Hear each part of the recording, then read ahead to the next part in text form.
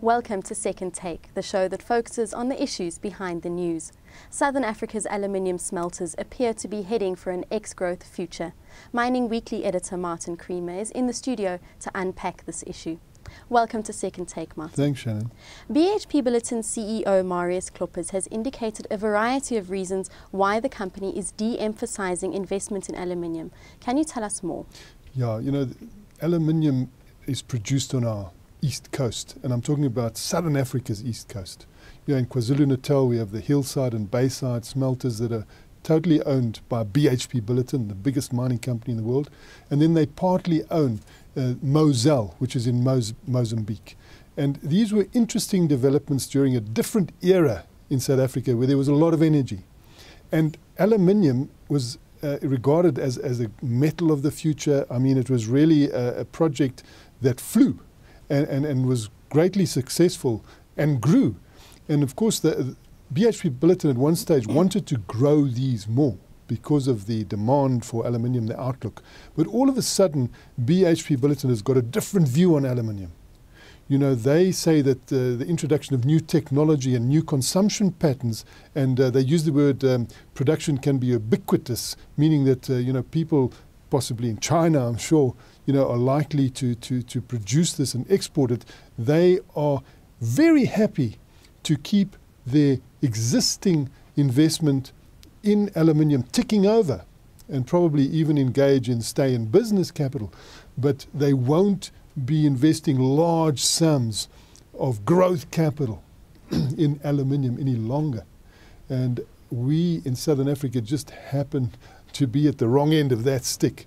And that's what we call being ex-growth. You know, there's been a lot of growth there, and all of a sudden our Southern African operations look like being a no growth in the future.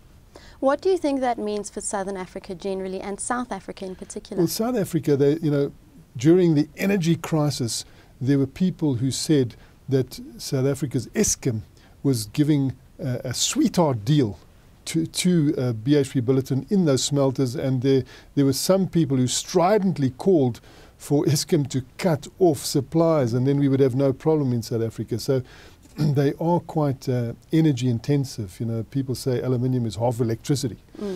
And what has happened there is that there are, because of the growth, there are something like 100,000 dependents on South Africa's operation. And, you know, the indication of how important it is to Mozambique is that Moselle earns more than half of the country's foreign exchange, you know, from the export. So it's been a very important and contributing factor on our east coast. And so, you know, any situation where there is stagnancy or no growth is a worrying situation. Any situation where a metal no longer is as appealing as it was in the past becomes a problem. And that's the sort of situation we're in now, with aluminium smelters on South Africa's and Southern Africa's east coast. What do you think China's impact is on this? You know, I think that the ubiquitous side of this production speaks to China. You know, China is quite a big producer of aluminium, but it consumes that aluminium. But if it starts to expand through new technology and the breakthroughs that have taken place, changes in consumer patterns, perhaps it'll become an exporter. You know, we know of the big Chinelco, we know of its deal with Rio Tinto. If China becomes an exporter, people normally shiver and shake because it's normally an indication that there will be an abundance of product and the price might go down. And a company like BHP Billiton, which is so strong on its margins of profit, likes to be outside of that sort of arena. And we see their comments now indicating that, you know, from their point of view, the glistening factor that aluminium had, it's losing its glister. Moving to another topic now, can you tell us a bit more about BHP Billiton's proposed acquisition of Canada's Potash Corporation?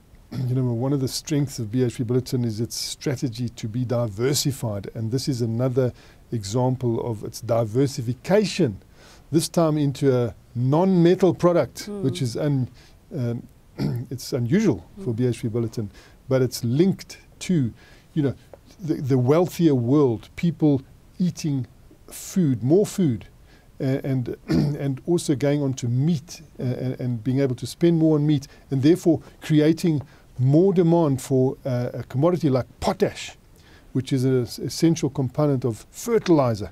And the fertilizer grows the plants, and the plants grow the animals, and people, and that demand. So BHP Billiton has seen a very big future in potash. Unfortunately, that potash is not in South Africa, but it's in Canada, and they have been building some of their own mines in the Jansen projects. And I think the Marius Kloppers, the CEO, who's South African, once said to me, "It's just like coal mining, Martin." So it's not far from what they used to. And they have now made a bid for Potash Corporation of Saskatchewan in Canada, which is the biggest producer of potash in the world. And of course, Potash Corp is kicking and screaming. They don't like this idea of being taken over. They have said stridently that the price is too low. And Marius Kloppers is saying with equal fervor, "I'm disciplined in my approach. I will not raise my price." But I think somewhere there's going to have to be a meeting of the two if this deal is to go through. But, the jury is still out as to whether BHP Billiton, the biggest mining company in the world, will be able to acquire Potash Corp of Canada, the biggest potash producer in the world. And I'm sure the coming months will tell us that. Thank you so much, Martin. It's a great pleasure, Shannon. That's the show for today. Join us again next time for more mining news analysis.